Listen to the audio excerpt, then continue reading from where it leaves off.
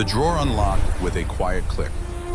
Inside the mahogany desk, past the contracts worth millions and the legal Want some? documents that built Sure, empires, thanks. Here sat you a go. single glass Thanks a frame. lot.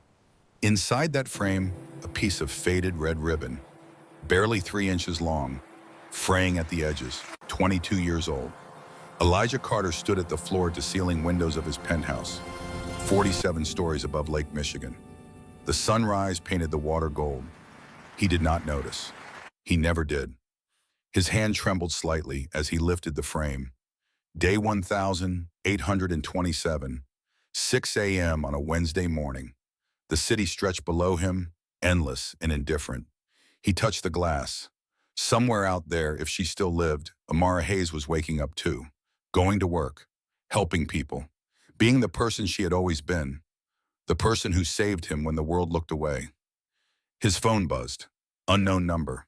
He almost ignored it, almost, but something made him answer. The voice on the other end was female, professional, cold in the way expensive lawyers and calculated enemies sound cold. Mr. Carter, about your search for Amara Hayes, I need to speak with you, privately. His pulse quickened. Who is this? The line went dead. Elijah stared at the phone. 5 years of searching, 3 private investigators, hundreds of Want thousands some? of dollars spent, Sure, thanks. 12 properties Here you purchased. go. Thanks a lot. And now someone calls from a blocked number, mentions her name, and hangs up. Someone knew. Someone knew he was looking. The question was whether they wanted to help or destroy him. He set the phone down and looked at the ribbon again. The girl who gave it to him had been 9 years old. Brown skin, braided hair tied with red ribbons. She had pushed a peanut butter and jelly sandwich through a chain-link fence and saved a dying boy's life. That boy had made her a promise. When I am rich, I am going to marry you. She had laughed. They were children, but he had meant every word. 22 years later, he was rich beyond measure, and the promise burned in his chest like an unpaid debt. The memory came unbidden, the way it always did. Winter in Chicago, 22 years ago.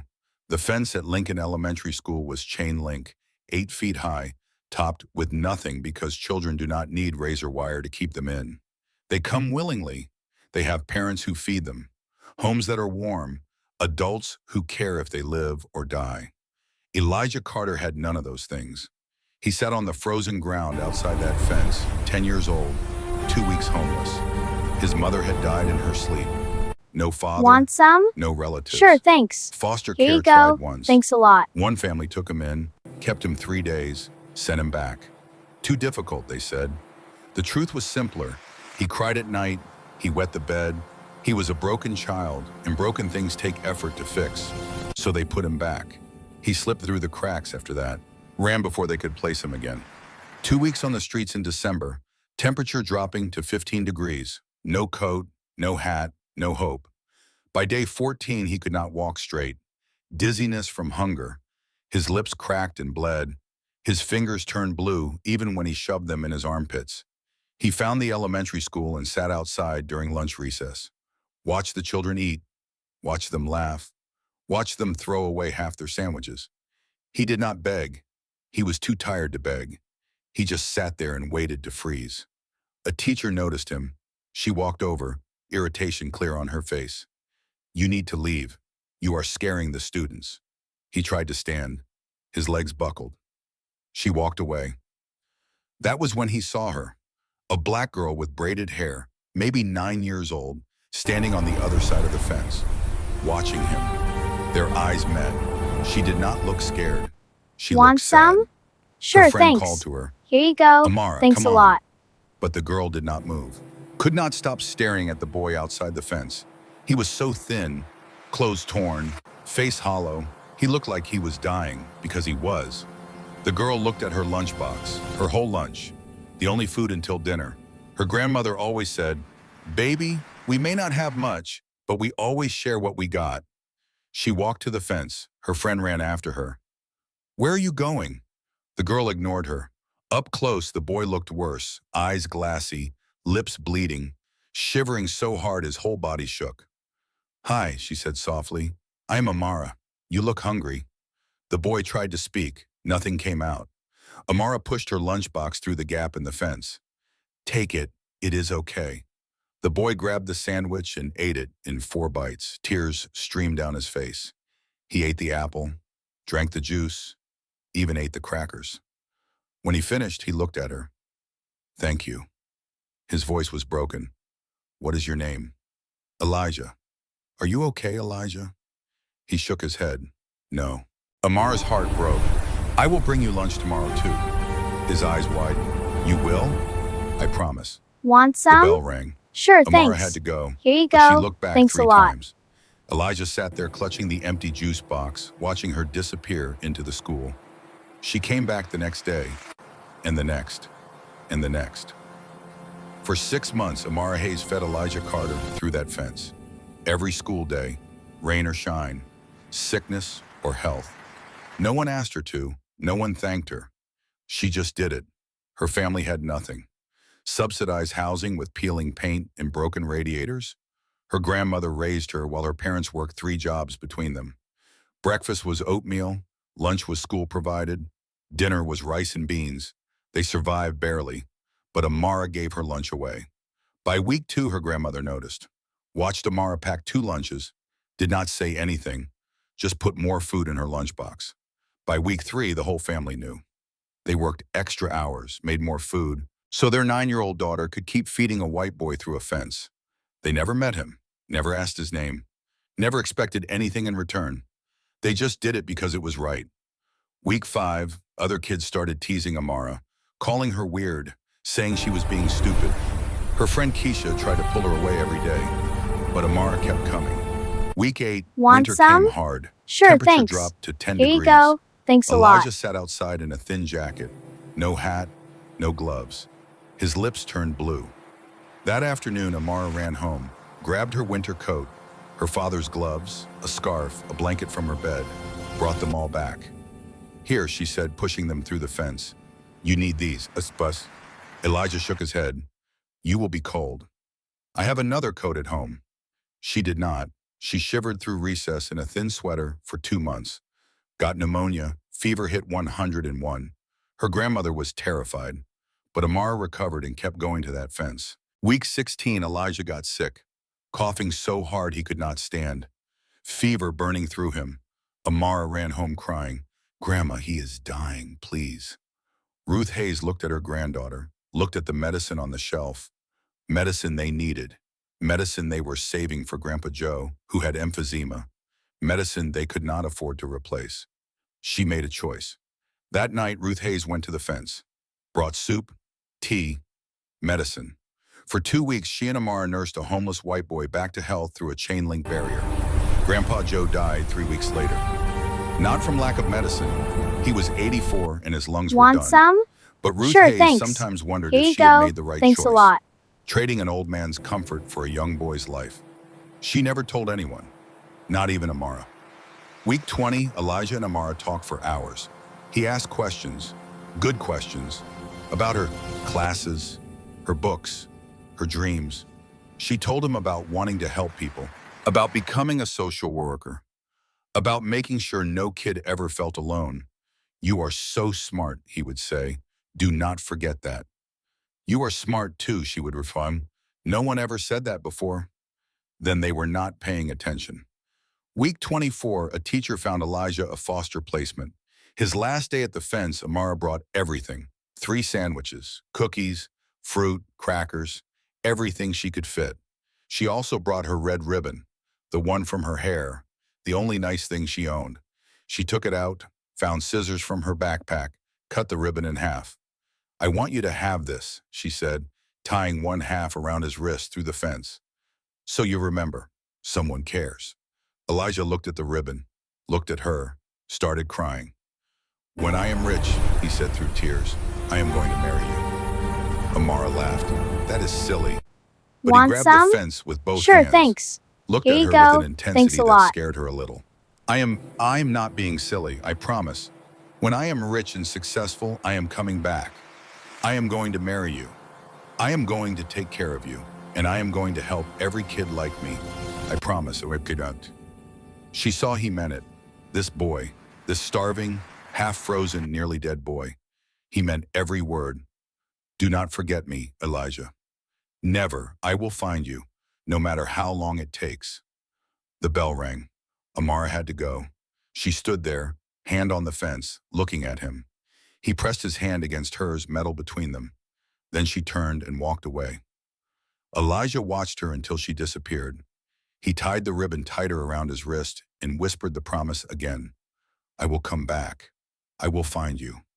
I will keep my promise. The memory faded. Elijah stood in his penthouse holding the glass frame. The ribbon inside was the same one. He had never taken it off. Not for 22 years. It had survived everything. His years in foster care, 6 months living in his car after aging out. The brutal years building his company from nothing. Every board meeting, every deal, every victory and loss. Want The ribbon some? stayed. Sure, Because thanks. Amara Hayes had Here you seen go. him when no one Thanks else a would. lot. And that meant everything. His assistant called. Mr. Carter, board meeting in 30 minutes. I will be there. He locked the drawer, put on his suit jacket, straightened his tie. 32 years old, Chief Executive Officer of Carter Development Corporation. Net worth $47 million. 12 properties across South Chicago. Success by every measure, except the one that mattered. He had not found her yet. The board meeting was predictable. Quarterly earnings, $12 million in profit. Applause, handshakes. His business partner, Trevor Morrison, clapped him on the back. Another great quarter, Elijah. Thank you. But we need to talk about South Chicago. Here it comes, Elijah thought. Trevor pulled up a spreadsheet. 12 properties. $8 million spent over 5 years. Current return, $200,000. Net loss, $7.8 million. The board is getting nervous, Trevor said quietly. They do not understand why we are hemorrhaging money there. I have my reasons. I know you do, but Elijah, they are going to vote to shut it down soon. I can only hold them off so long. Before Elijah could respond, the conference room door opened. A woman walked Want in. some? 35. Sure, thanks. Elegant. Here you go. Blonde hair Thanks pulled a lot. back. Expensive suit. Cold blue eyes that locked onto Elijah immediately. His stomach dropped. Everyone, Trevor said, standing.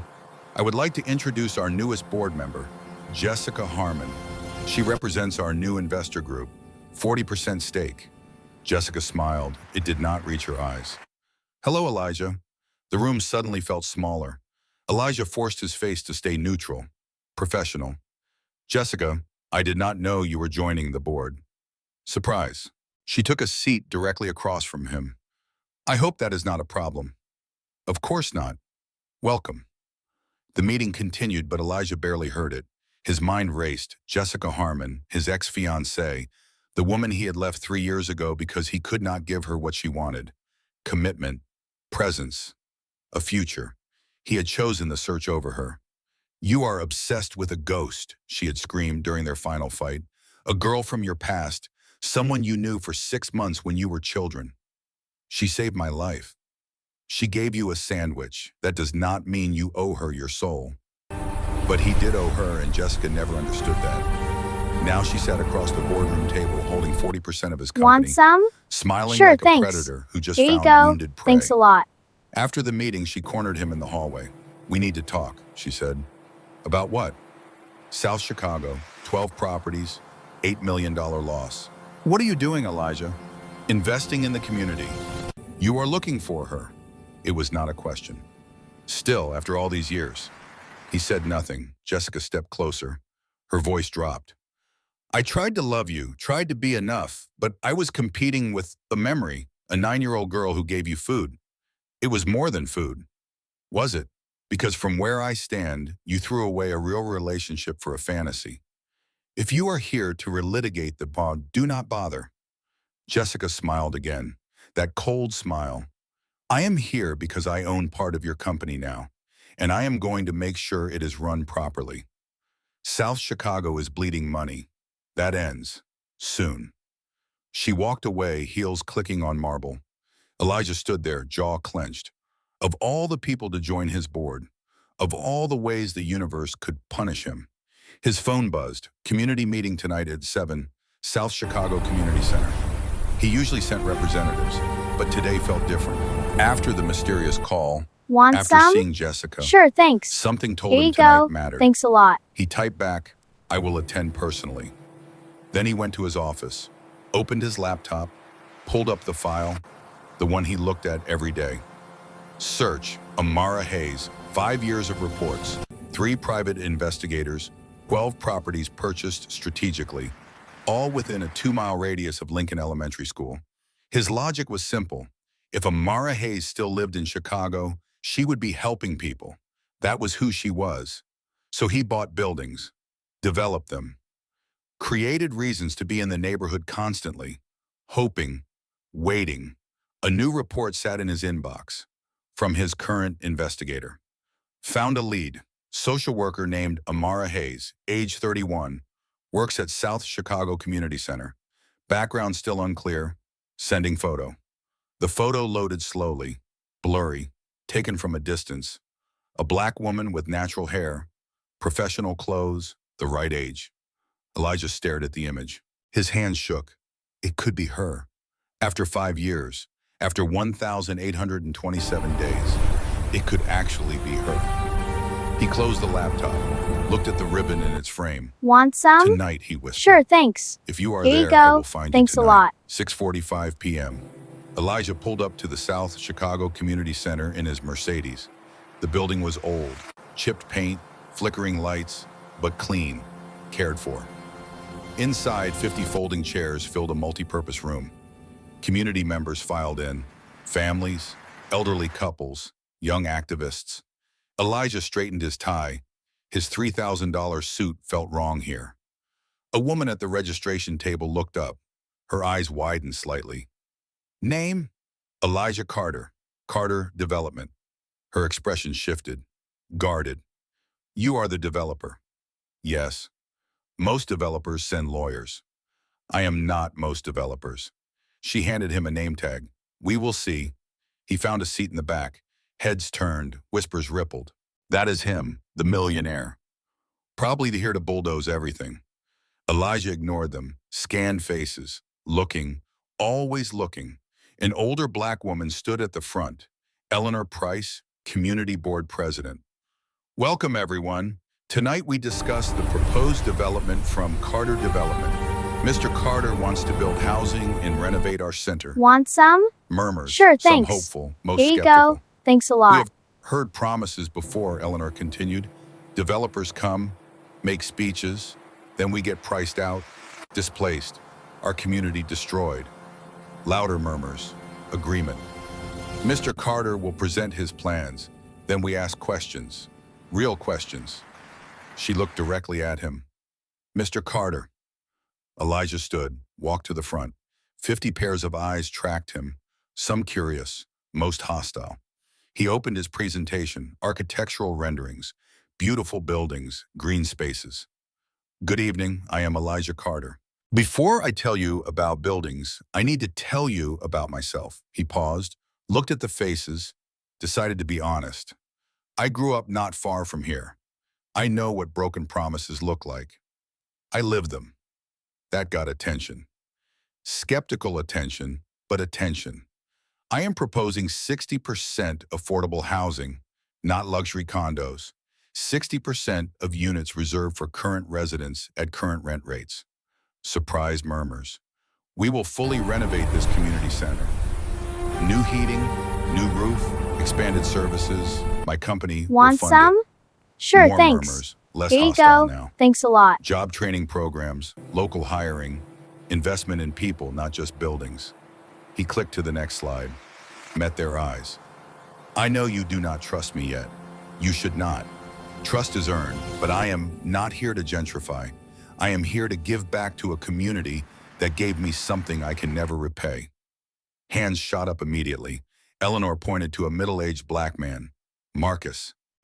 Mr. Carter, what is affordable to a millionaire versus someone making minimum wage? Good question. Units will be priced based on area median income. We are working with the Housing Authority to ensure actual affordability, not just marketing spin. More hands. An elderly woman stood. What about current businesses? Every time someone develops, we lose our stores, our history. We are offering lease protections and relocation assistance. No current business will be forced out. If they want to stay, they stay. If they need to move temporarily during construction, we cover costs and guarantee return. A voice from the middle of the room cut through. Female, strong, skeptical. How do we know you will keep these properties? Want some? Developers always Sure, say the right thanks. things. Here you Then we go. get Thanks a gentrified lot. out. Elijah turned toward the voice. Time stopped. A woman stood, early 30s, black, natural hair, professional attire, notepad in hand. She continued speaking, but he could not hear the words. His heart hammered, his vision tunneled. The voice, something about her voice. I grew up in this neighborhood, she was saying. I have seen promises broken my whole life. So how do we know you are different? Their eyes met. Elijah could not breathe, could not speak. The room waited. She kept talking. I'm a social worker here. I work with homeless youth, foster kids. Your buildings mean nothing if our most vulnerable get displaced. He found his voice. Barely. You are absolutely right to be skeptical. Pause. Everyone watching his strange reaction. May I ask your name? She looked confused. Amara Hayes, Wesley. The room tilted. Elijah gripped the podium. Amara Hayes, after 5 years, after 12 properties, after 1,827 days, she was here, right here, 20 feet away, and she did not recognize him. Of course she did not. Want some? He had changed, Sure, thanks. filled out, Here you go. confident, Thanks a lot. rich. Not the skeletal 10-year-old boy she fed through a fence. Eleanor's voice cut through the fog. Mr. Carter, you okay? He blinked, forced focus. Yes, sorry, Amara Hayes, you said? She nodded, still confused. Yes, how do you know my name? His hands trembled. Not in front of 50 people, not like this, but he could not stop. Did you go to Lincoln Elementary? About 22 years ago? Her expression shifted. Confusion, suspicion, a hint of something else. Yes, how do you know that? The room went silent, sensing something was happening, something important. Elijah took a breath, let it out slow. Do you remember feeding a boy through the fence? A white boy, about 10 years old, every day for 6 months. Amara went completely still. Her notepad slipped from her hands. It hit the floor with a slap that echoed. The room vanished. 50 people faded to nothing.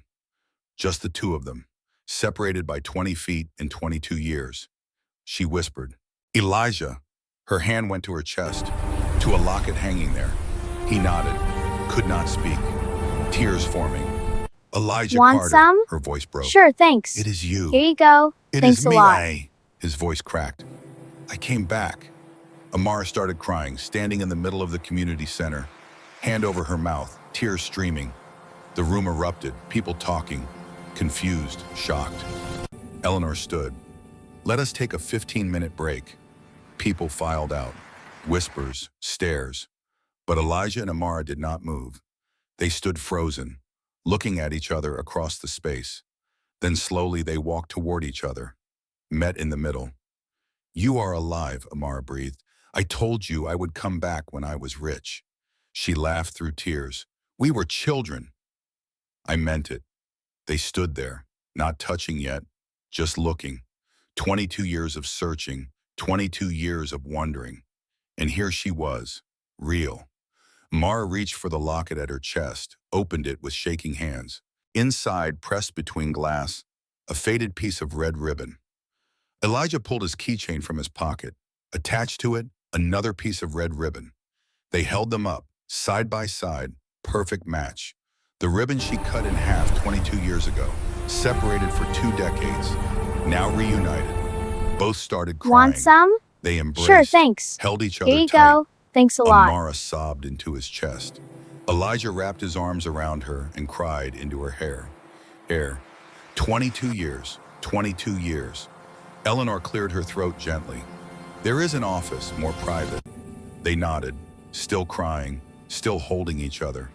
The office was small, cluttered. A desk, 2 chairs. Eleanor closed the door behind them. They sat facing each other, could not stop staring. I cannot believe it, Amara whispered. I cannot believe you are real.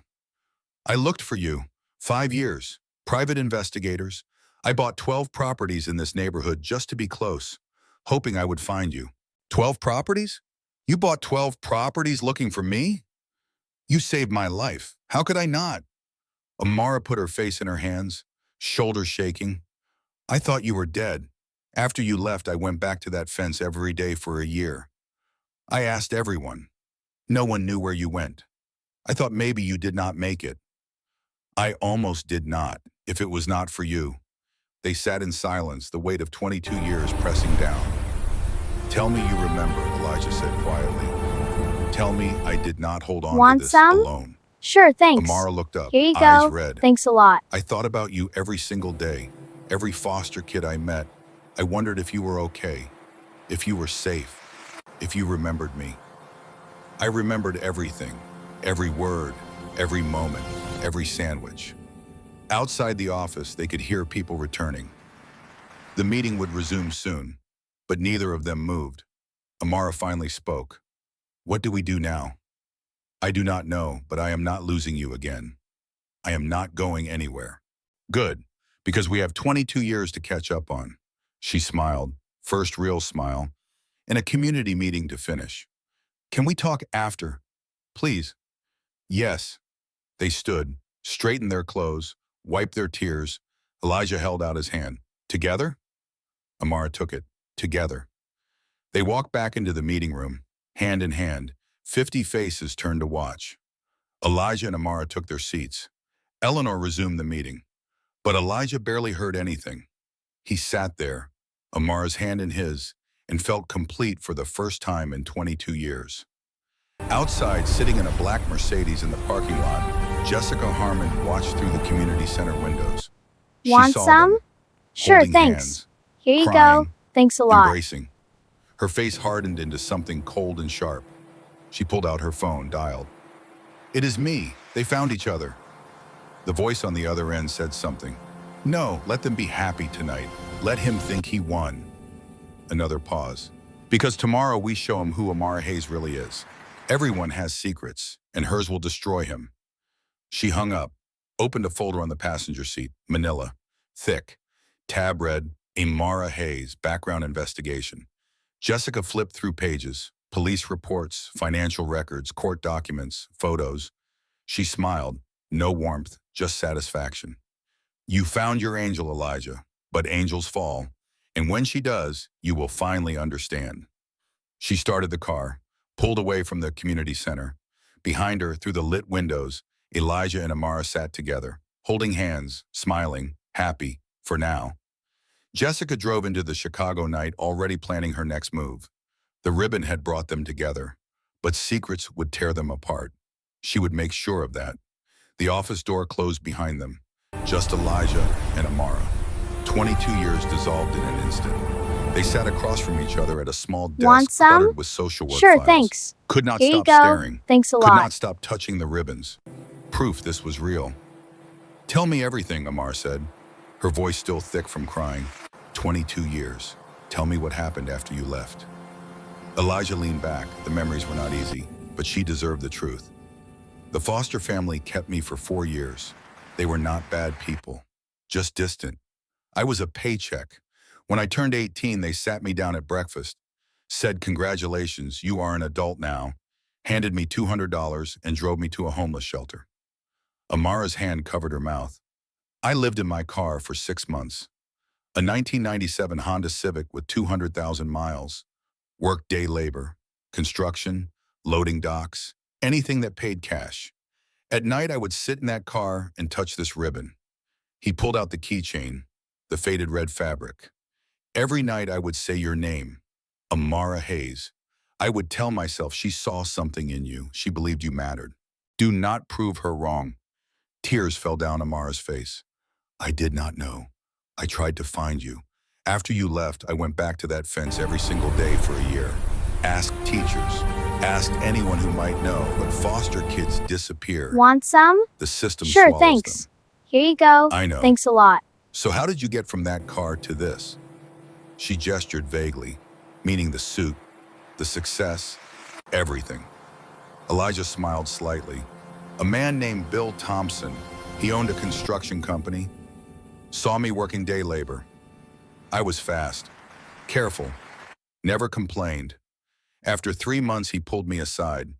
Said, "Kid, you are too smart for this. You going to college?" I said no. He asked why.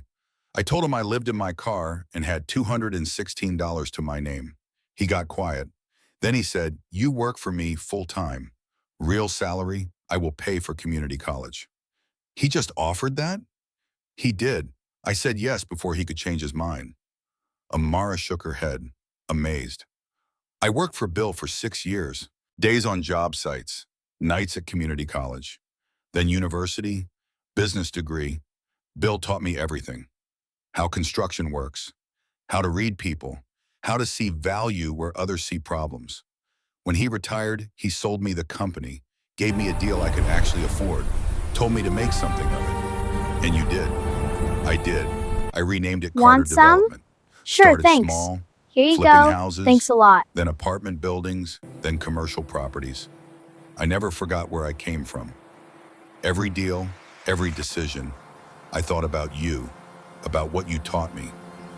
What did I teach you? I was 9. Elijah leaned forward, intense. You taught me that kindness is not weakness, that one person can change everything, that how you treat people matters more than what you own. Silence. Heavy. Sacred. I need to tell you something, Elijah said quietly. 5 years ago, I started looking for you. Really looking. Hired private investigators. Spent hundreds of thousands. Found nothing. Then I realized something. If you were still in Chicago, you would be helping people. That is who you are. So I bought properties near Lincoln Elementary. 12 buildings within 2 miles. I developed them. Spent time in the neighborhood, hoping one day I would see you. Amara stared at him. You spent 5 years and millions of dollars looking for me? Yes. Why? The question hung in the air. Why? Why would anyone do that? Why would a successful man obsess over a girl he knew for 6 months when he was 10? Because you saw me, Elijah said simply. When I was invisible. Want some? When I was worthless. Sure, thanks. When I was dying. Here you go. You Thanks saw a me. lot. That is the greatest gift anyone ever gave me. How could I not spend my life trying to find you? Amara stood abruptly, walked to the small window, looked out at the parking lot. Elijah watched her shoulders shake. I do not deserve this, she whispered. Deserve what? This devotion, this search. I gave you a sandwich. That does not make me special. It was not just the sandwich, she turned, face wet. Then what was it? You gave me your coat. You got sick. I found out later your family was barely surviving and you still fed me. Your grandmother gave me medicine meant for your grandfather. He died 3 weeks later. Did you know that? Amara went pale. What? I did research after I got successful, looked into your family, found records. Your grandfather had emphysema. Your grandmother bought medicine for him, but she gave it to me instead. He died that winter. Amara sat down hard. I never knew. Grandma never told me. Because she knew what you would feel. Guilt. But here is what I learned. Elijah took her hand. Your family made a choice. An old man at the end Want versus some? a young boy at the Sure, beginning. thanks. They Here you chose go. life. Thanks a They lot. chose hope. That is not something to feel guilty about. That is something to honor. They sat in silence, processing, grieving, understanding. A knock on the door, Eleanor's voice. Folks, people are waiting. Amara wiped her face. We should finish the meeting. After, can we talk more, please? She nodded. Yes, I want to know everything. They stood, but before opening the door, Elijah said, one more thing. What? I told you I would marry you when I was rich. I meant it. Amara laughed, soft, sad. We were children. I know, but I still mean it. She looked at him, really looked. Saw the man he had become, but also saw the boy, the one who made promises and kept them. One step at a time, she said gently. First, let us just have dinner. Dinner, I can do that. They walked back into the meeting room. The questions continued, but Elijah barely remembered them. He answered on autopilot. Professional, competent, but his mind was somewhere else. Planning, How to convince this woman to let him back into her life. How to prove he was not Want just some? chasing a memory. Sure, thanks. The meeting Here you ended. go. People Thanks a filed lot. out. Many stopped to shake his hand. The story had spread. The CEO and the social worker. The sandwich and the ribbon, 22 years apart. It was the kind of story people wanted to believe in. Eleanor approached as they gathered their things. Mr. Carter, Miss Hayes, that was quite a revelation. I'm sorry for disrupting your meeting, Elijah said. Do not be. This community has seen a lot of pain. Tonight we saw something beautiful. Hope. That matters more than any agenda. She left them alone. Elijah turned to Amara. Can I give you a ride home? She hesitated. I usually take the bus. Please, it is late. Okay. They walked to his Mercedes. Amara stopped when she saw it. This is yours? Yes. Elijah, I take the bus because I cannot afford a car, and you drive this. He heard it, the fear underneath, the gap between them. I would trade this car and everything I own for another day at that fence, he said quietly. Money does not make me better than you. It makes me luckier. That is all. She got in. They drove through Chicago in comfortable silence. Amara gave directions to a modest apartment building. 4 Want stories, some? brick, Sure, thanks. working-class Here you neighborhood. go. Thanks a lot. Elijah pulled up front. This is it. Home. Can I see you again? Soon? Yes, but Elijah. She turned to face him. I need you to understand something. My life is very different from yours. I make $38,000 a year. I have student loans. I live in a 1-bedroom with a roommate. If you are looking for the girl from your memory, she grew up poor and stayed poor. I am not looking for someone rich. I am looking for someone who sees people. You still do that. I can tell. How can you tell? The way you spoke at that meeting, about vulnerable populations, about your clients, you still care. That is all I need to know. Amara smiled, small but real. Okay, dinner, this week. Friday? Friday. She got out, turned back. Elijah, thank you for not forgetting. Never. He watched her walk inside, waited until her light came on, then sat in his car, hands on the steering wheel, and breathed. 22 years. He found her. Now he just had to convince her he was worth keeping. 3 days later, Elijah stood outside an upscale restaurant in downtown Chicago. Friday night, 7 p.m. He wore a simple Want some? suit, not the Sure, expensive thanks. one, Here you and he go. held a Thanks bouquet a of lot. daisies, not roses.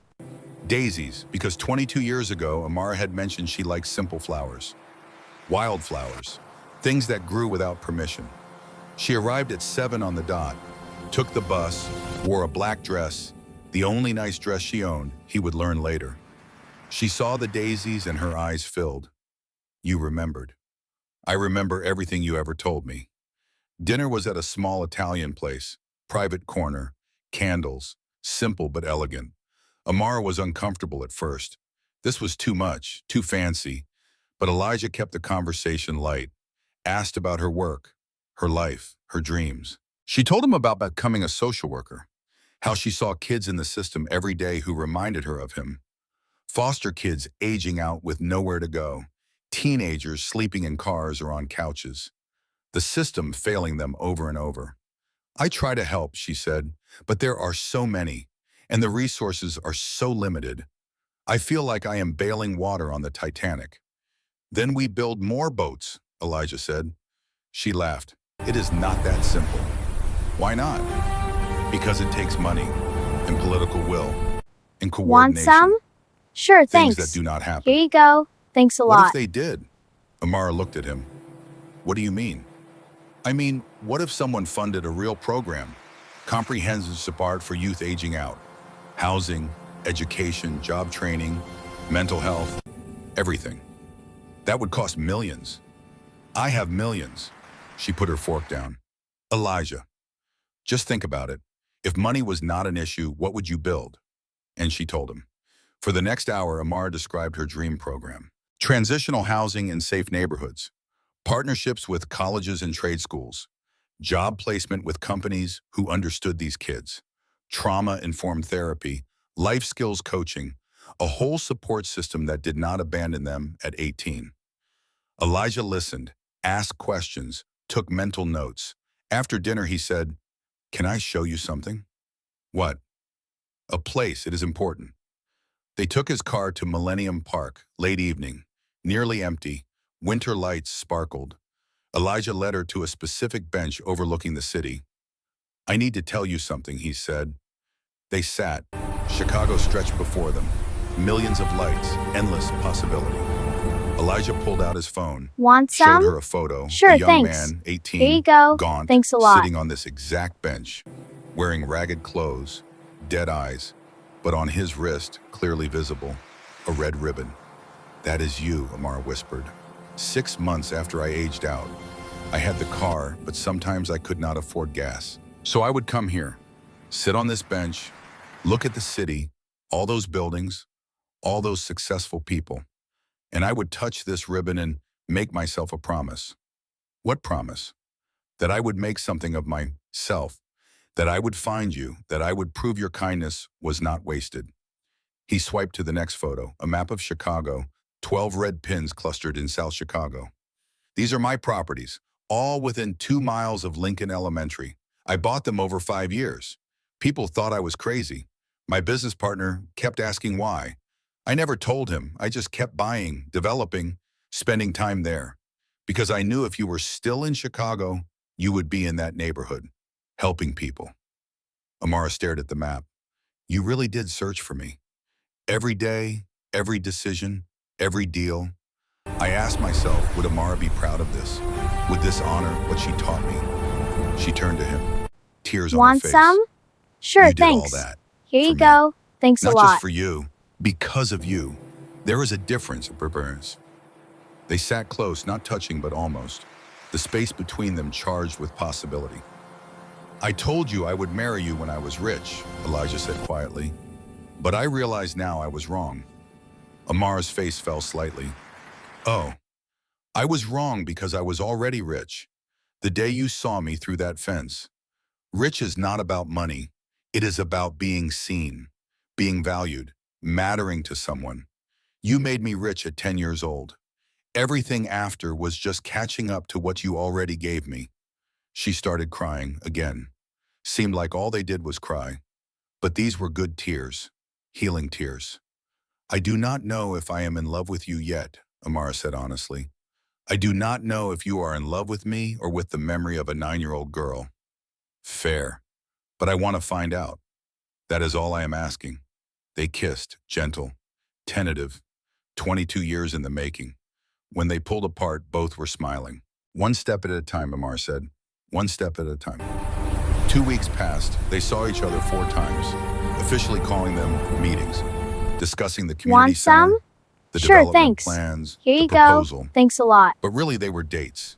Coffee that lasted 3 hours, lunch that turned into dinner, late night phone calls about nothing and everything. Elijah learned about her life, the struggles, the eviction notice 2 years ago, the student loans and collections, the careful budgeting just to survive, but also the joy, the fulfillment in her work, the kids she saved, the family she kept together. Amara learned about his loneliness, the empty penthouse, the business success that felt hollow, the years spent searching for something he could not name, until he could name it, until he named her. On the 15th day, Elijah called her to his office. "I need to show you something," he said. She arrived at noon, took the elevator to the 47th floor. The receptionist led her to a conference room with floor-to-ceiling windows. Chicago sprawled below. Elijah waited inside. "Hi," she said. "Hi, sit, please." She sat. He dimmed the lights, pulled up a presentation on the large screen. Title slide, "The Red Ribbon Initiative." Amara's breath caught. "You have been describing your dream program," Elijah said. "I have been listening and building." He clicked through slides. Comprehensive support for youth aging out of foster care. Want some? Ages Sure, 16 to thanks. 25. Here you go. Everything Thanks a she had lot. described over dinner. Housing, education, job training, mental health services, legal aid, life skills coaching. Budget, $10 million. First year. Goal, 100 youth served. Scale to 500 within 3 years. Partnership with 12 Chicago companies for job placement and internships. "This is what you talked about," Amara said, voice shaking. Everything I said. Yes. But it is real. You actually built this. I am building it. With you. Next slide, staff structure. Executive director needed. Someone who understands these kids. Someone who has earned their trust. Someone who will fight for them. Elijah looked at her. The program needs you. What? He handed her a folder. Job offer inside. Executive director of the Red Ribbon Initiative. Salary $120,000 per year. Full benefits. Staff of 10. Complete operational control. Amara stared at the numbers. More than triple her current salary. Life-changing money. I cannot, she whispered. Why not? Because I do not have the qualifications. I Want never some? ran something this Sure, big. thanks. Here I you will go. fail. Thanks a lot. Elijah sat beside her. You have something better than qualifications. You have lived it. You know exactly what these kids need because you gave it to me. Experience beats credentials every time. What if I mess up? Then we learn and try again. But Amara, you will not fail. You are the most qualified person I know. Not because of degrees. Because you care. Because you see these kids as humans, not statistics. She looked at the offer, the salary, the opportunity, the chance to actually build something that worked. I have conditions, she said. Name them. First, I hire from the communities we serve, staff who have been through the system, people who get it. Done. Second, advisory boards made of former foster youth. Real power, not token representation. Absolutely. Third, I keep working 1 day a week at the community center, so I never forget why we are doing this. We will write it into your contract. And fourth, she looked at him. This is separate from us. Whatever happens between you and me personally, the program stands. I need a contract, legal protections. This cannot be contingent on our relationship. Elijah smiled. I Want already have some? my lawyers drafted Sure, that thanks. way. Here you go. You will have full Thanks a legal lot. protection. This is your program. I just provide funding and support. Amara stared at the contract, at the opportunity, at the chance to save hundreds of kids like the boy she fed through a fence. Let me think about it, she said. This is huge. Take all the time you need. But 3 days later, she called. Yes, I will do it. Let us save some kids. The board meeting was scheduled for the following Tuesday. Elijah knew it would be difficult. The board was already skeptical about South Chicago. Now he wanted to fund a $10 million program. He arrived early, prepared his presentation, rehearsed his arguments. This mattered too much to fail. The board filed in, 12 members. Trevor looked supportive but nervous. And then Jessica walked in, cold, calculating, took her seat directly across from him. Good morning, and Elijah said. Thank you for making time. I want to present a new initiative. He pulled up the slides, explained the Red Ribbon Initiative, the need, the structure, the expected outcomes, spoke passionately about foster youth aging out. The staggering statistics: 80% homeless within a year, 70% unemployed, 60% incarcerated within 5 years. Want some? This Sure, program thanks. changes those Here numbers, you go. Elijah said. Thanks a lot. Comprehensive support, real resources, proven model. A board member raised his hand. What is the financial return? This is not about financial return. It is about social return. Carter Development is not a charity. We answer to investors. Jessica leaned forward. I have concerns about the executive director choice. Here it comes, Elijah thought. Amara Hayes, Jessica continued. Has she been fully vetted, background checked, financial audit? She is qualified, Elijah said evenly. I am sure. But for a $120,000 position overseeing $10 million, the board should review her credentials. I move to require full background check before approval. Trevor shifted uncomfortably. Jessica, that seems excessive.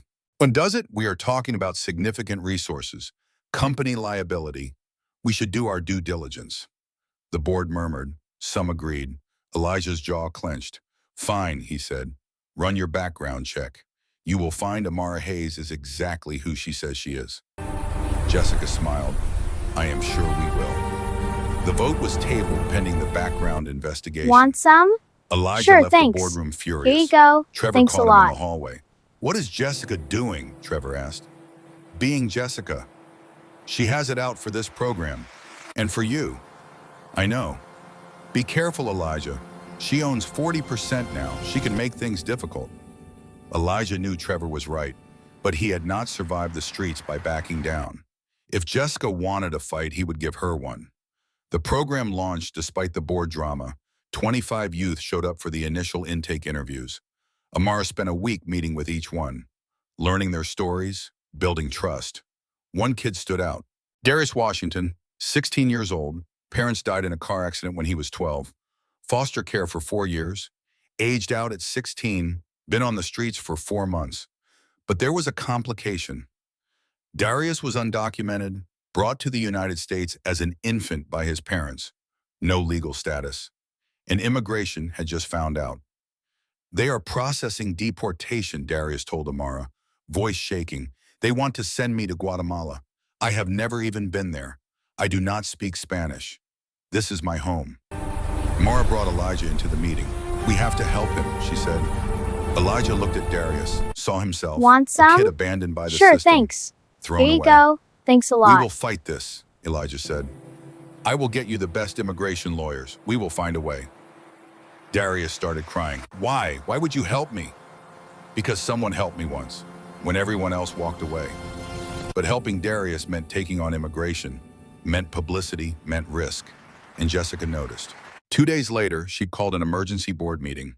Elijah is involving the company in an immigration case, she announced, creating legal liability, negative press exposure.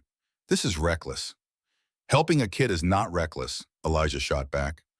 Helping an undocumented minor facing deportation absolutely creates liability. Then I will absorb the liability personally. You cannot separate yourself from the company. Your actions reflect on us. The argument escalated. Trevor tried to mediate. Other board members took sides. By the end, Jessica forced a vote. Emergency measure to restrict Elijah's authority to make decisions involving legal risk without board approval. The vote, 7-5. Jessica won. Elijah was furious, humiliated, but not deterred. He would help Darius with or without board approval. Some things mattered more than corporate politics. Want some? That evening, Sure, thanks. Here you go. boss. Thanks a lot. Trevor found him in his office. I need to tell you something, Trevor said quietly. About Jessica. What? I had someone look into her background. Why she really joined the board. Trevor handed him a folder. She is buying properties near yours through a shell company. Elijah opened the folder. Property records, deeds, a company called Urban Futures LLC. She is positioning to buy your South Chicago properties if you are forced to sell, Trevor continued. Estimated profit, $15 million. So this whole thing, the opposition, the background check on Amara, it is about forcing me out. Yes, and Elijah, there is more. Trevor pulled out another document. She ordered a full investigation on Amara Hayes, not just standard background check. Deep dive, financial records, criminal history, past relationships, everything. Elijah's blood ran cold. When? Report came back yesterday. I have not seen it, but she has it. That night, Elijah could not sleep. What would they find? Everyone had something. Mistakes, bad decisions, things they regretted. Amara was human. She had lived a hard life. There had to be something Want Jessica some? could use. Sure, He thanks. was right. Here you go. The next evening, Thanks there was a a lot. knock on his penthouse door. 9 p.m. He was not expecting anyone. He opened it. Jessica stood there, holding a folder. We need to talk, she said. She did not wait for permission. Walked past him into his home, set the folder on his kitchen counter. Your executive director, Amara Hayes, I had her investigated. You should read this. Get out. Elijah, I am trying to help you. You are trying to destroy me and her. I know about Urban Futures, your property scheme. This is about money. Jessica did not deny it. Yes, it is partially about money, but it is also about protecting you from making a massive mistake. She opened the folder, pulled out documents. Amara Hayes arrested at 19. Charge, theft, $2,000 stolen from her employer. Elijah's stomach dropped. Charges were dropped. Record expunged. But it happened. Jessica pulled out more papers.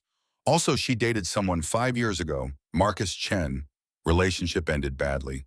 He filed a restraining order, claimed she was obsessive, unstable, would not let go. That could be anything, out of context. Want some? Could be, Sure, but thanks. combined with Here you financial go. troubles, Thanks a lot. student loans in default, eviction on her record. Elijah, this woman is using you. That is not true. Is it not? Poor social worker reconnects with rich CEO she fed as a child, gets offered a six-figure job?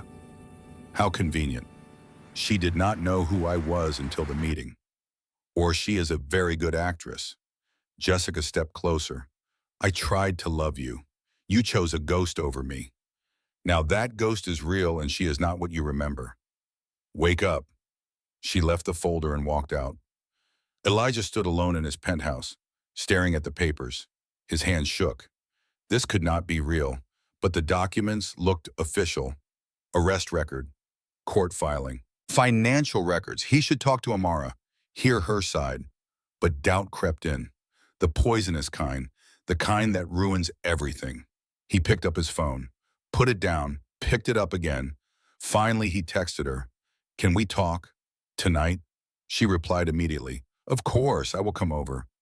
30 minutes later, she arrived at his penthouse, saw his face, knew something was wrong. What happened? He showed her the folder. Want Amara some? went pale. Sure, thanks. Where did you get this? Here you go. Thanks Jessica a lot. had you investigated. She picked up the arrest record. Read it. Her hands trembled. It is true, she whispered. I was arrested. Elijah's heart sank. Part of him hoped it was a lie, a fabrication. Tell me what happened, he said quietly. Amara sat on his couch, looked at her hands. I was 19, working at a restaurant. My grandmother needed surgery, $2,000 copay. We did not have it. She was in pain, every day, crying. I could not stand it. She looked up at him, eyes wet. So I took money from the register, planned to pay it back. I was going to work extra shifts, return every penny, but the owner found out before I could. He was going to press charges. I was terrified. But then his wife met my grandmother, talked to her, learned about the surgery. They dropped the charges. Let me pay it back over 2 years, every penny, but it is on my record, expunged but not erased. And Marcus Chen, we dated for 8 months. He was controlling, possessive. When I tried to break up, he would not accept it. Showed up at my work, my apartment, my grandmother's house. I had to file a restraining order. He counterfiled out of spite. Want some? Said I was the Sure, obsessive thanks. one. Here you The go. court dismissed Thanks a lot. his. Granted mine, but both filings exist in the record. She stood, facing him. I should have told you. I was scared. Scared you would see me as damaged, as someone who could not be trusted with your program, with your money, with you. Amara. Jessica is right. I made mistakes. I have been desperate. I have been broken. I am not the perfect angel from your memory. She grabbed her coat. I will resign. You can find someone better. Elijah stood. Wait. She stopped. Back to him. When I was 10, he said quietly, I was desperate too. I stole food from trash cans, slept in doorways, did things I am not proud of. You did not see a criminal. You saw a hungry kid. He walked to her, turned her around. You stole to save your grandmother. That is not a crime. That is love. And Marcus, I believe you. I see how you are. You are loyal, not obsessive. There is a difference. You still trust me? I trust the person who gave me her coat and got pneumonia. That person does not change. Amara collapsed into him. Crying, he held Want her. some? Jessica wants Sure, to destroy thanks. this. Here you She go. said into his Thanks chest. a lot. Destroy us. She will keep attacking. Let her try. I am not walking away, not from you, not from the program, not from any of it. But even as he said it, Elijah knew this was just the beginning. Jessica had money, power, influence, and she would not stop until she won. The next day, he called his own investigator. Jessica Harmon, I want everything, financial records, property holdings, past scandals, everything. What am I looking for? Why she really wants my South Chicago properties, and what she is willing to do to get them. 3 days later, the report came back. Elijah read it in his office. Trevor sat across from him. Jessica Lynn, Elijah read, changed her name to Jessica Harmon 8 years ago after a scandal. Worked at an investment firm, accused of insider trading, never prosecuted but forced to resign. She pitched the South Chicago project to me 4 years ago. I rejected it, said I had other priorities. He looked at Trevor. She thinks I rejected her idea because of Amara, because I was too busy searching. That is part of it, but there is more. Trevor pointed to another section. She has been quietly accumulating distressed properties around Want yours. some? If you Sure, fail and are thanks. forced to sell Here you cheap, go. she Thanks buys, a lot. flips for profit. We are talking $20 to $30 million upside for her. Elijah closed the folder. So she is willing to destroy a program that helps kids, willing to attack Amara, all for money. Yes. Then we expose her. The board meeting the following week was tense. Elijah had called it special session, mandatory attendance. Jessica walked in confident, smiling. She thought she had won. Elijah stood at the head of the table. Thank you all for coming. I want to address some concerns about the Red Ribbon Initiative and about conflicts of interest. He pulled up a presentation, started with Urban Futures, our LLC, showed the property purchases, the shell company, Jessica's involvement. Jessica Harmon has a financial interest in seeing South Chicago fail. She profits from our failure. That is a conflict of interest. Jessica's face hardened. This is business, perfectly legal. Is it legal to sabotage a charitable program for personal gain? I am not sabotaging anything. I am protecting shareholder value. By attacking my executive director, running smear campaigns, the room was silent. Want some? Board members looked Sure, uncomfortable. thanks. Here you go. Trevor spoke Thanks a up. lot. Jessica, is this true, the property purchases? Yes, it is my money, my investment strategy. But you sit on this board, you vote on South Chicago projects. That is a clear conflict. The chairman cleared his throat. I have to agree. This is highly inappropriate. Motion to remove Jessica Harmon from the board pending ethics review. You cannot do this, Jessica said, cold fury in her voice. Vote, the chairman said. 11 hands raised. Only Jessica voted no. Motion passes. Miss Harmon, you are removed from this board effective immediately. Jessica stood slowly, gathered her things, but before leaving, she looked at Elijah. You think you won, but Amara, she is still using you. One day you will see it, and when you do, remember I tried to warn you. She left. The room exhaled. Now, the chairman said, about the Red Ribbon Initiative, I move to approve full funding and Miss Hayes as executive director. All in favor? 7 hands, 5 against, but 7 was enough.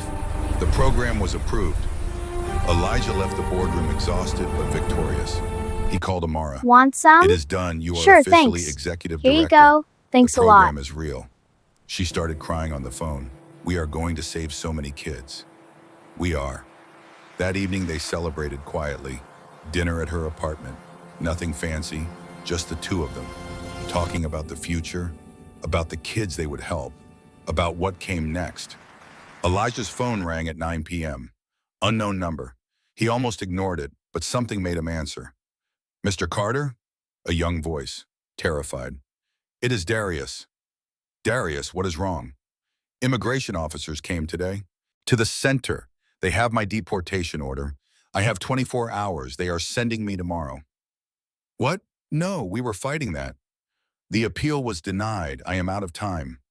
Mr. Carter, I have nowhere to go. If they send me to Guatemala, I will die. I do not know anyone there. Please, help me. Elijah looked at Amara. Her face had gone white. She heard. We will fix this, Elijah said. I promise. Do not go anywhere. Stay at the center. I am coming. He hung up, looked at Amara. We have 24 hours to stop a deportation. Can we do it? I do not know, but we have to try. They grabbed their Want coats, some? rushed out Sure, into the thanks. Chicago night, Here you go. racing against Thanks time, a lot. against a system designed to fail kids like Darius, against impossible odds. But they had something the system did not. They had each other. They had resources. They had determination. And they had learned from a ribbon tied 22 years ago, that sometimes one person caring is enough to change everything. The question was whether it would be enough this time. 24 hours. The clock was ticking. Midnight, Elijah's car cut through empty Chicago streets, Amara beside him, both silent, focused. Darius had 24 hours before deportation. 24 hours to save a 16-year-old boy from being sent to a country he had never known. They arrived at the community center.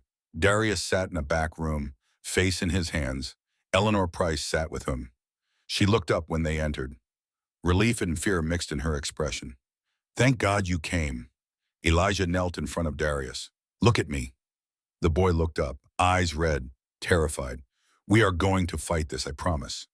"How? They already decided. The order is final." "Nothing is final until it happens. I am making calls tonight. We will find a way." Amara sat beside Darius, took his hand. When Elijah makes a promise, Want some? he keeps it. Sure, thanks. Always. Here you They go. stayed with Thanks Darius a until lot. 2 a.m., made sure he was safe, had food, was not alone. Then Elijah drove them both to his penthouse. Sleep was impossible, but they tried anyway. Amara on the couch, Elijah pacing his office, making lists, strategies, options. At 6 a.m., he called his lawyer, David Chen, the best immigration attorney in Chicago. "I need a miracle," Elijah said. 16-year-old, deportation order, 24 hours, what can we do? David was quiet for a moment. "Emergency stay, motion for special immigrant juvenile status. It is a long shot, but possible. I need to see the file. I will have it to you in an hour." "Elijah, even if we file, the judge has to grant a hearing today. That almost never happens. Make it happen. Please. I will try." By 8 a.m., they had assembled a team, David and 2 associate attorneys, an immigration advocate, a social worker who specialized in unaccompanied minors. Everyone met at David's office, reviewed Darius's case, built arguments. The motion was filed at 9:15 a.m. Emergency petition for stay of deportation. Request for immediate hearing. Now Want they waited. some? At 11 Sure, a.m., thanks. David's phone Here rang. you go. He listened, Thanks a lot. said thank you, hung up. "We have a hearing, 2 p.m. today. Judge Maria Rodriguez. She is tough but fair." Elijah exhaled. First hurdle cleared. They spent the next 2 hours preparing. David drilled Elijah on what to say, what not to say, how to present himself. This was Darius's one chance. They could not afford mistakes. At 1:30 p.m., they arrived at the federal courthouse. Darius met them there, wearing his only nice shirt, scared but trying to be brave. Amara walked with him, holding his hand, whispering encouragement. The courtroom was small, cold, fluorescent lights, metal chairs. Immigration court was not designed for comfort. It was designed for processing, for removal, for sending people away. Judge Rodriguez entered at 2 p.m. sharp, 50 years old, Latina, no-nonsense expression. She reviewed the file quickly. "This is a motion for emergency stay of deportation and petition for special immigrant juvenile status. Correct?" "Yes, Your Honor," David said, standing. Darius Washington faces deportation tomorrow to Guatemala, a country he has never known. He was brought to the United Want States some? at 6 months old. Sure, thanks. He Here is you go. functionally American. Thanks a lot. The law does not recognize functionally American counsel. He is undocumented. "We understand, Your Honor, but he qualifies for SOSWJS. He is under 18. He has been abused, neglected, and abandoned by his parents. His parents are deceased, which constitutes abandonment under the statute. He cannot reunify with them. He faces substantial harm if returned to Guatemala. He has no family there, no connections, no support system." The government attorney stood. "Your Honor, the respondent had years to pursue this avenue. He only files now, hours before removal. This is a delay tactic." "Your Honor," David countered, "Darius was in foster care until 6 months ago. He had no legal representation. No one explained his options. The moment he connected with proper advocates, we moved immediately." Judge Rodriguez looked at Darius. "Young man, stand up." Darius stood, shaking. "Why should I grant this stay?" Darius looked at David. David nodded slightly. They had practiced this. "Your Honor," Darius said, voice trembling, I do not remember Guatemala. I only know Chicago. I speak English. I go to school Want here. some? I have people who Sure, care about thanks. me. Here you If you go. send me Thanks a there, lot. I will have nothing. No family, no language, no safety. I am 16, please. I just want a chance. The judge's expression did not change. Sit down. She reviewed the file again. Everyone waited. The silence stretched. Finally, she looked up. I am granting a 90-day stay. Mr. Washington, you have 90 days to pursue your SCSEJS petition properly. If you fail to appear for any hearing, if you violate any conditions, this stay is revoked immediately. Understood? Yes, Your Honor. Thank you. Do not thank me, thank your attorneys. They did good work today, but this is only temporary. You still have to prove your case. The gavel came down, but the real battle had just begun. The 90 days moved like water through fingers, fast and relentless. David Chen worked 18-hour days building the permanent case. He assembled a mountain of evidence, school records showing Darius's academic progress, letters from 8 teachers describing his character and potential, testimony from Amara documenting his integration into the community, medical records proving he had suffered abuse in multiple foster placements. Most critically, David gathered evidence about Want Guatemala, some? reports Sure, from thanks. human rights Here you go. organizations, Thanks a lot. statistics on violence against unaccompanied minors, proof that Darius spoke no Spanish, had no family connections, no support network. Deportation would be a death sentence. The permanent hearing was scheduled for day 87. Elijah marked each day on his calendar. Felt the pressure building. Darius tried to stay calm, but the fear was visible. He barely slept. Lost weight. Jumped at sudden sounds. What if she says no, Darius asked the night before. What if 90 days is all I get? Then we appeal, Elijah said, and we keep fighting. But she is going to say yes. The case is too strong. The courtroom on day 87 was the same. Same fluorescent lights, same metal chairs, same Judge Rodriguez. But the energy was different. This was final. No more extensions, no more delays. The government attorney barely fought, went through the motions, asked a few procedural questions, but the evidence was overwhelming. Even he seemed to recognize it. Judge Rodriguez reviewed the file for 40 minutes, the longest 40 minutes of Darius's life. He sat between Elijah and Amara, hands clasped, praying to a God he was not sure he believed in. Want some? Finally, the judge looked Sure, up, thanks. removed Here her you reading go. glasses, Thanks a lot. made eye contact with Darius. Mr. Washington, please stand. He stood, legs shaking.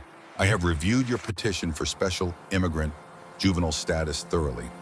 I have considered the evidence presented, the testimony, the documentation, and I have reached a decision. She paused. The silence was crushing. Your case is one of the most compelling I have seen. You were brought to this country as an infant.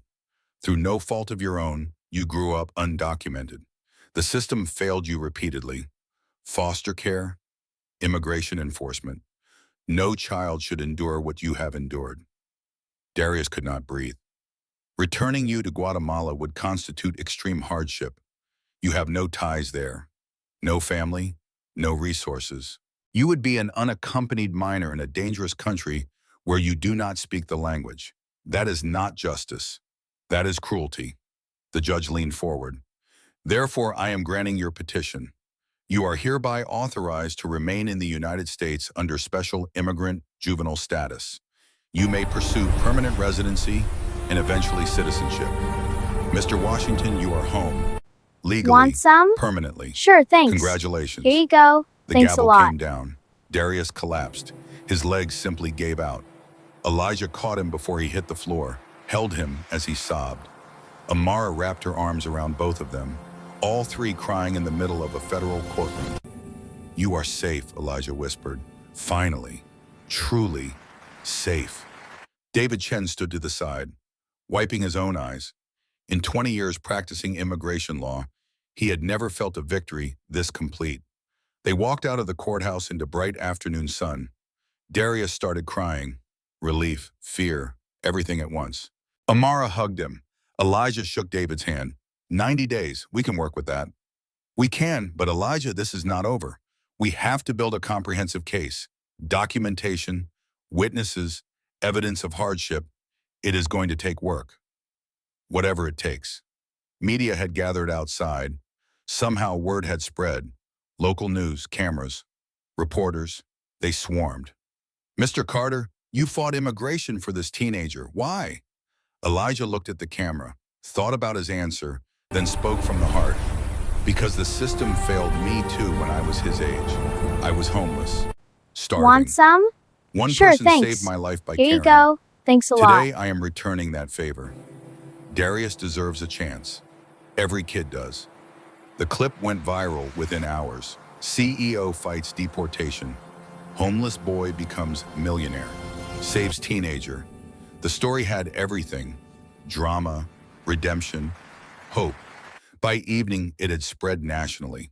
CNN, MSNBC, Fox. Everyone covered it. The phones at Carter Development did not stop ringing. Interview requests, media appearances, people wanting to help. But Elijah ignored it all.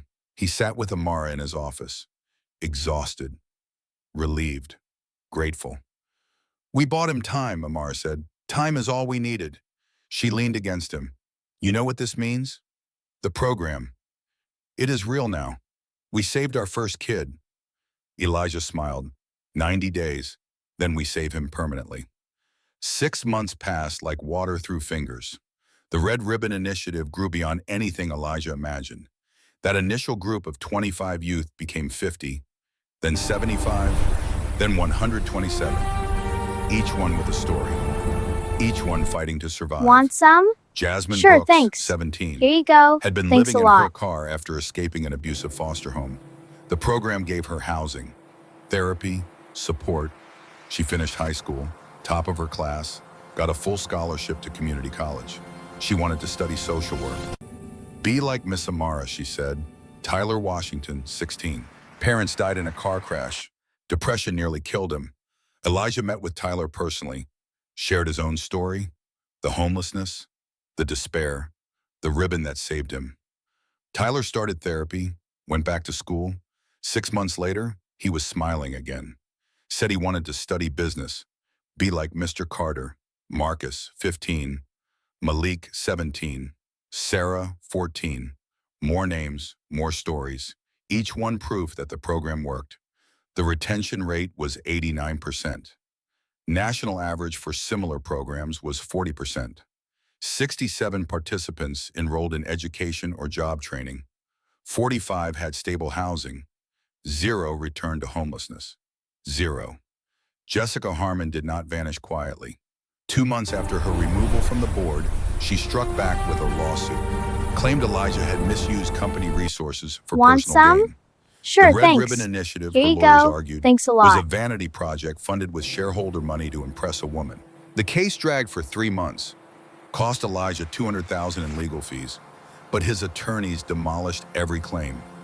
They showed the program was separately funded from his personal wealth, proved every dollar was accounted for and properly allocated, demonstrated that the social return exceeded any financial measure. The judge dismissed the case with prejudice, ordered Jessica to pay Elijah's legal fees. Her Urban Futures properties sat on the market for 8 months, unsold. She had overpaid dramatically, banking on Elijah's failure and a fire sale. But he had not failed. The South Chicago market strengthened. Her properties lost value. Conservative estimates put her losses at $4 million. Someone saw her at O'Hare 6 months later, boarding a flight to New York. She had taken a consulting position with a hedge fund. Quiet work, anonymous, far from Chicago. Elijah heard the news and felt nothing. No satisfaction, no vindication, just indifference. He had spent too many years looking backward. Now he only looked forward. To Amara, to the kids, to the work that mattered. Jessica was a footnote in someone else's story. Want The some? ribbon was the story Sure, that would thanks. endure. Here you Media go. attention Thanks a exploded lot. after the Darius case. NBC Chicago did a feature, The Promise That Changed a Community. They told the whole story. 9-year-old Amara feeding 10-year-old Elijah. The ribbon, 22 years apart. The search, the reunion, the program. Social media erupted.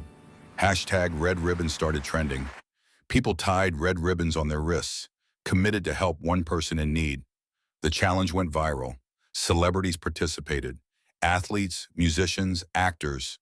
Within 3 months, $2 million had been raised for foster care programs nationwide. Within 6 months, 15 other cities launched their own versions. Milwaukee, Detroit, Indianapolis, Phoenix, Dallas. The movement had become bigger than them. CNN did an interview. Elijah and Amara together. You two make quite a team, the reporter said. Is it all business? They looked at each other, smiled. We are partners, Amara said, in every sense. Meaning, Elijah took her hand, meaning she saved me 22 years ago. Now we save others together. And personally? Personally, Elijah said, looking at Amara, I am working on convincing her to marry me. Amara laughed. Want Blushed. some? The Sure, interview went thanks. viral too. Here you go. Proposals Thanks a flooded in lot. from other cities, from organizations, from government agencies. The model worked. People wanted to replicate it. Elijah and Amara spent days in meetings, planning, strategizing, scaling. But through it all, they made time for each other. Friday dinners became tradition, sometimes fancy restaurants, sometimes pizza on her couch. Did not matter. What mattered was showing up, being present, building something real. One Friday evening, 6 months after the program launched, Elijah picked Amara up for dinner. But instead of driving to a restaurant, he drove to Millennium Park. Where are we going? You will see. He parked, led her to the bench, their bench, where he had shown her the photo of his 18-year-old self. Why are we here? Because this is where I made a promise to myself. 22 years ago, sitting on this bench, touching your ribbon, I promised I would make something of myself, find you, prove your kindness mattered. He turned to face her, took both her hands. I kept that promise. I found you. I built something, but I realized now I was chasing the wrong thing. Amara's breath caught. I thought if I got rich enough, successful enough, I could be worthy of you. But I had it Want backwards. some? You made me Sure, worthy thanks. at 10 years old. Here you go. By Thanks a seeing lot. me, by caring. Everything after was just me catching up to what you already gave me. He pulled a small box from his pocket, opened it. Inside, a ring. Red ruby, the color of the ribbon. Amara Hayes. I told you I would marry you when I was rich, but I was already rich. The day you pushed that sandwich through the fence. Rich is not about money. It is about being seen, being valued, mattering to someone. Tears streamed down her face. You made me rich at 10 years old, and I have loved you ever since. So I am asking now, not because I owe you, but because you are the best person I have ever known. Will you marry me? Amara was crying, laughing, nodding. Yes, 1,000 times yes. He slipped the ring on her finger. They kissed, deep, 22 years in the making. When they pulled apart, both were smiling through tears. I cannot believe this is real, Amara whispered. Believe it. We earned this. They sat on the bench, her head on his shoulder, his arm around her. Chicago glittered before them. Millions of lights, endless possibility. Want some? When? Amara asked. Sure, thanks. When what? Here you go. When do Thanks you a want to lot. get married? Elijah smiled. As soon as possible. Tomorrow, if you want. She laughed. Give me at least 6 months to plan. Deal. 1 year later, Lincoln Elementary School looked different. The fence was still there, but now it was clean, repainted. A bronze plaque had been installed. Simple words. Where kindness began. 2002. Red ribbons decorated everything. Tied to the fence, hanging from trees, woven into archways. 100 chairs set up on the playground. Guests arrived, program participants, community members, Grandma Ruth in a wheelchair, Eleanor Price, Trevor Morrison, David Chen, people whose lives had been touched by the ribbon. 30 minutes before the ceremony, Amara found her grandmother alone in a side room. Ruth sat in her wheelchair by a window, 85 years old, fragile, but her eyes were still sharp, still full of love. Amara closed the door, knelt beside the wheelchair, took her grandmother's weathered hands. Grandma, I need to talk to you about something. What is it, baby? Elijah told me. About the medicine, about Grandpa Joe. Ruth's Want face some? changed, the light Sure, dimmed. thanks. Oh, Here you go. Thanks you a gave lot. Elijah the medicine that was meant for Grandpa. And 3 weeks later, Grandpa died. Tears filled the old woman's eyes. Real tears. The kind that came from carrying a secret for 23 years. I never wanted you to know. Did not want you carrying that weight. Why did you do it? Ruth was quiet for a long moment. Then she spoke, voice soft but steady. Your grandpa was 84 years old. His lungs were done. Emphysema. He could barely breathe even with the medicine. The doctors said he had maybe 6 months, maybe less. He was ready to go, had made his peace. She squeezed Amara's hand. But that boy outside the fence, 10 years old, dying of pneumonia, whole life ahead of him. I had one bottle of medicine, had to choose. Old man at the end of his journey or young boy at the beginning. Did Grandpa know? Yes, we talked about it. I showed him the boy through the window, told him what you had been doing, feeding him every day, sacrificing your own lunch, your coat, your warmth. Your grandpa looked at that boy, and he said something I will never forget. Ruth's voice broke. He said, give the medicine to the child. I have lived enough. Let Want me some? do one good thing Sure, before thanks. I leave this world. Here you go. Thanks a Amara lot. started crying, deep sobs. 23 years of not knowing, of thinking her family just barely survived, never understanding the full cost. Grandma, I am so sorry. No, Ruth gripped her hands fiercely, stronger than seemed possible. No sorrow, no regret. Look at what came from that choice. She gestured toward the window, toward the playground filling with people. Former homeless youth in nice clothes. Success stories. Living proof. One bottle of medicine, 127 children saved, 15,000 across the country. Your grandpa's last act created all of this. He would be so proud, not sorry. Never sorry. Amara collapsed against her grandmother. They held each other, crying, grieving a man who died 23 years ago, celebrating the legacy he left behind. Thank you, Amara whispered, for teaching me to choose life. You did not need teaching, baby. You were born knowing. That is your gift. They stayed like that until someone knocked. Time for the ceremony. Ruth wiped her eyes, straightened her dress, looked at her granddaughter. Now go marry Want that some? boy, the Sure, one my thanks. husband helped Here save. you go. Make Thanks him a lot. family. Amara smiled through tears. I will. Elijah stood at the fence, right where he had sat 22 years ago, starving, dying. He wore a simple black suit, red ribbon pinned to his lapel. His hands shook slightly, not from fear, from joy. Music started, acoustic guitar, a song about hope.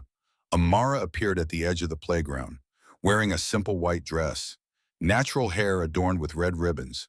Grandma Ruth beside her in the wheelchair. Eleanor pushing. They walked slowly toward the fence, toward Elijah, toward the place where everything began.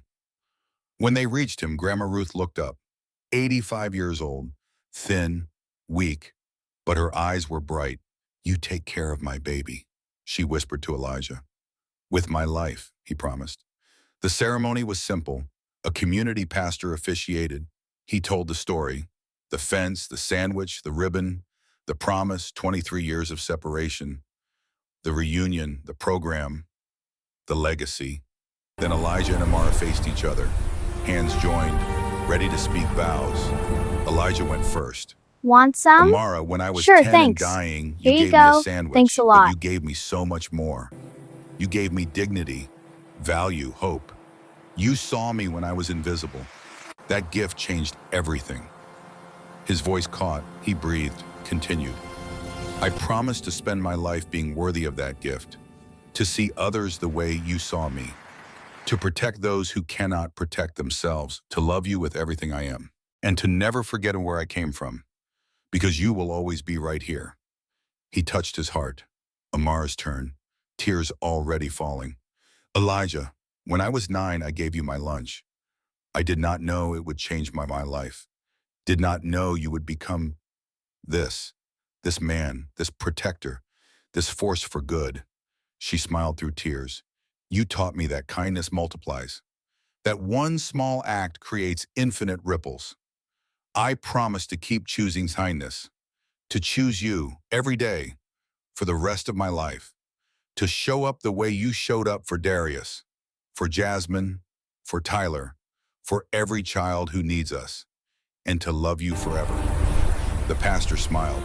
By the power vested in me, I now pronounce you husband and wife. Want some? Elijah, kiss your Sure, bride. thanks. They Here you kissed. go. The crowd Thanks a lot. erupted, cheering, clapping, crying.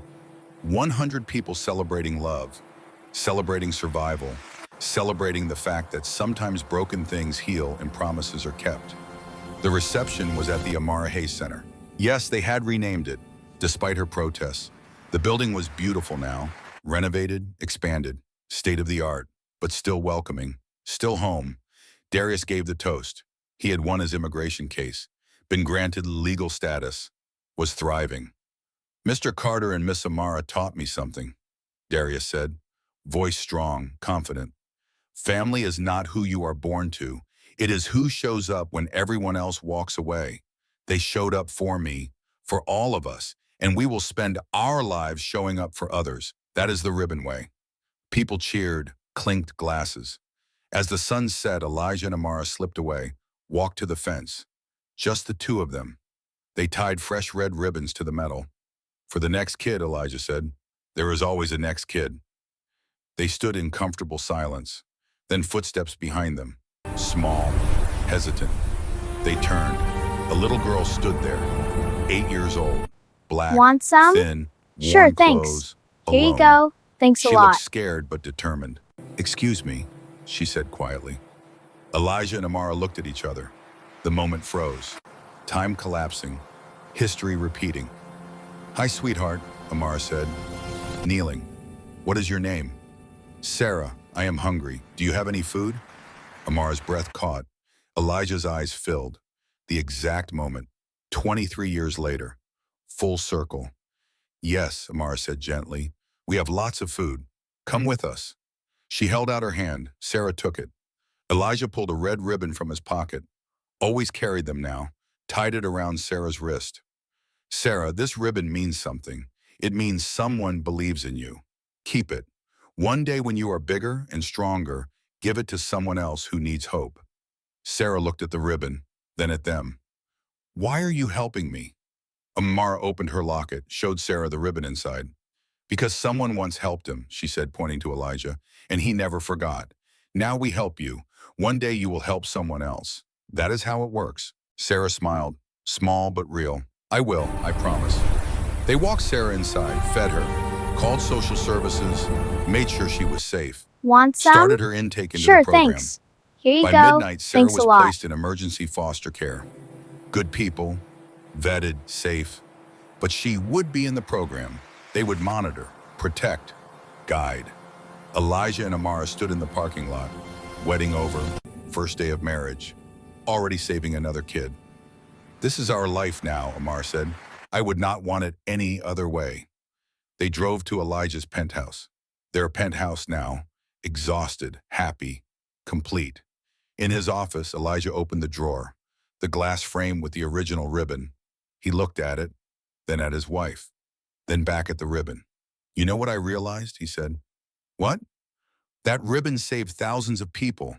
You gave it to one boy, but that boy built something, and that something touched 127 kids. Who will touch hundreds more? Your ribbon created an infinite chain. Amara wrapped her arms around him from behind. Our ribbon, our chain, our legacy. They stood together, looking at the faded red fabric. So small, so simple, so powerful. Outside, Chicago sparkled. Inside the Amara Hayes Center, 127 youth slept safely.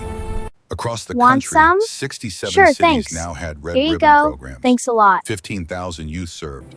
Countless lives changed. All because a 9-year-old girl made a choice. To see, to care, to share. 5 years later, Sarah graduated high school. She became a teacher. And on her first day, she saw a boy sitting outside the school, alone, hungry, scared. She walked over, pushed her lunch through the fence. Hi, I'm Sarah. You look hungry. The boy ate, cried, thanked her. She pulled a red ribbon from her pocket, tied it around his wrist. Keep this. It means someone believes in you.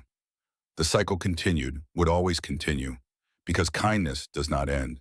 It multiplies. spreads, becomes infinite.